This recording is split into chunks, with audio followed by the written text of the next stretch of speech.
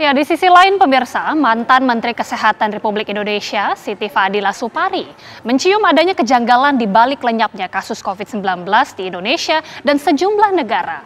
Siti Fadila menilai hal ini adalah sesuatu yang aneh dan mengherankan. Tak hanya di tanah air, Jepang juga mengalami hal yang sama. Di Indonesia menurunnya kasus COVID-19 secara drastis, ini belum diteliti secara lebih mendalam. Sementara para ahli di Jepang bahkan melakukan penelitian atas menghilangnya COVID-19. Dan untuk membahasnya sudah bergabung bersama kami mantan Menteri Kesehatan Republik Indonesia, Ibu Siti Fadila Supari. Assalamualaikum Ibu, selamat petang. Waalaikumsalam. Ibu.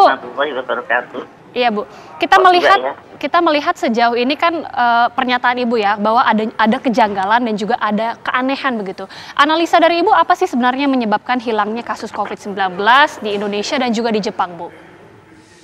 Iya, sebetulnya anehnya itu kok tiba-tiba. Dan itu juga dirasakan oleh Jepang. Kalau kita nampaknya pemerintah kita tenang-tenang tidak merasa aneh, jadi tidak meneliti lebih lanjut. Tapi di Japanese National Institute of Genetics, mereka meneliti dan ada seorang profesor yang berpendapat bahwa COVID-19 yang Delta varian atau varian Delta itu ternyata bermutasi sehingga terjadi error mutation. Jadi sehingga timbul satu protein yang khusus sehingga menghentikan mutasi itu sendiri dan mereka hilang menghancurkan dirinya sendiri. Jadi dari proses satu mutasi 19 itu. Kalau Indonesia sih kita nggak tahu karena apa. Apakah karena PPKM? Saya kira juga tidak, karena pada waktu puncak-puncaknya justru pada PPKM yang sangat berhasil. PPKM saat itu sangat berhasil, di mana pemerintah bisa mengerem orang-orang yang Idul Fitri kalau nggak salah sampai 40%. Jadi tidak, PPKM waktu itu juga saya kira sukses. Jadi bukan karena PPKM. Apakah karena vaksin? Lah, negara yang vaksinnya sangat tinggi saja, mereka juga pada outbreak gitu. Jadi karena apa ya? Nah itu yang sampai sekarang. Karena tidak seperti pandemi. Kalau pada pandemi yang biasanya adalah turunnya itu gradual. Agak turun, bukan tiba-tiba hilang. Oke, kalau kita bandingkan kan dengan negara-negara di Eropa, seperti kita melihat di Austria saja ini sudah terjadi lonjakan yang begitu signifikan begitu ya Bu. Kalau kita melihat perbandingannya dengan Indonesia, apa yang kemudian membedakan Indonesia tidak mengalami hal serupa? Satu, kalau vaksinasinya bagus mereka ya. Mereka vaksinasinya itu bagus banget, sampai 85%. Dan kemudian orangnya menurut saya tidak seperti orang Indonesia yang suka kumpul-kumpul, yang mereka individual gitu. Jadi lebih tidak gerombol-gerombol. Kalau kita kan senangannya bareng-bareng gitu. Nah kalau mereka kan ya kemungkinan karena dingin yang agak beda dengan kita ya. Apakah musim dingin atau apa? Tapi yang bisa kita cermati, kita memakai Moderna, mereka tidak memakai Moderna. Mereka memakai Pfizer, memakai AstraZeneca, memakai Johnson & Johnson.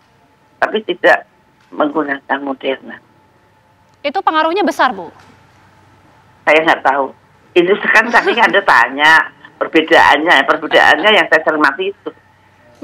Kalau yang perlu atau tidak.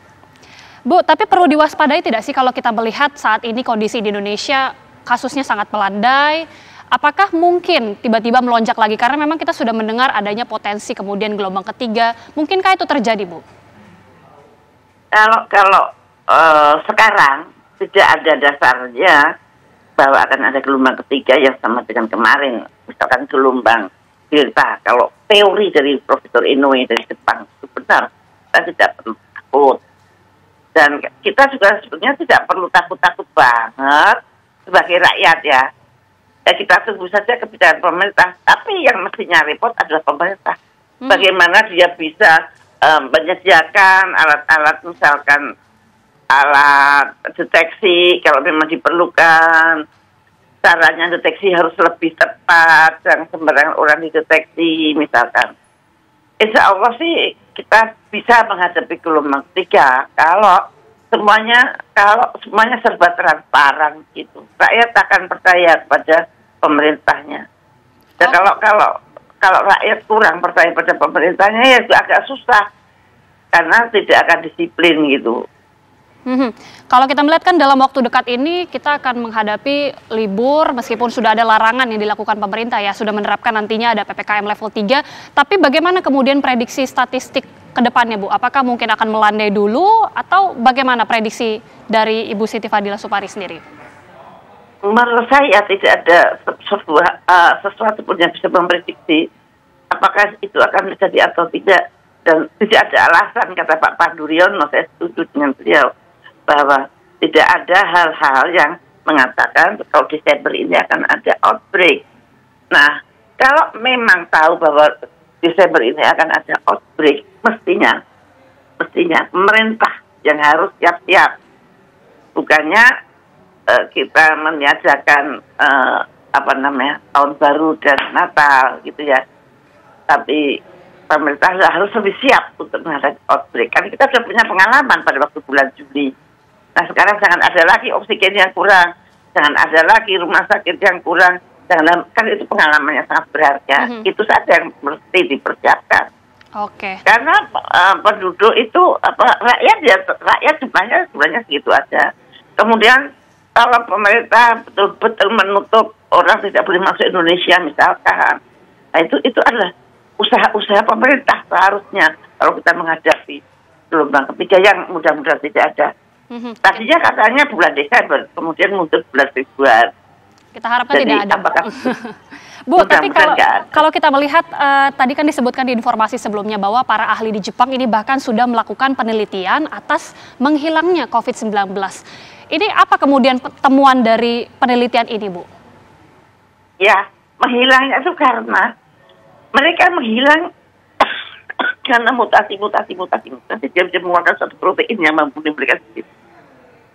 Oke, tapi kan itu juga kondisinya dingin di sana, Bu. Sama seperti di Eropa. Tapi kan beda ya, sekarang sudah nggak dingin. Kalau Eropa dingin, Jepang nggak dingin. Kalau Jepang dingin, Eropa nggak dingin. Kalau nggak salah. Baik, kita akan lihat bagaimana kemudian kondisi COVID-19 di Indonesia. Kita harapkan tidak terjadi peningkatan kasus dan juga tidak terjadi adanya gelombang ketiga seperti yang disebutkan di beberapa informasi sebelumnya. Terima kasih Ibu Siti Fadila Supari sudah bergabung bersama kami. Sehat-sehat selalu Ibu.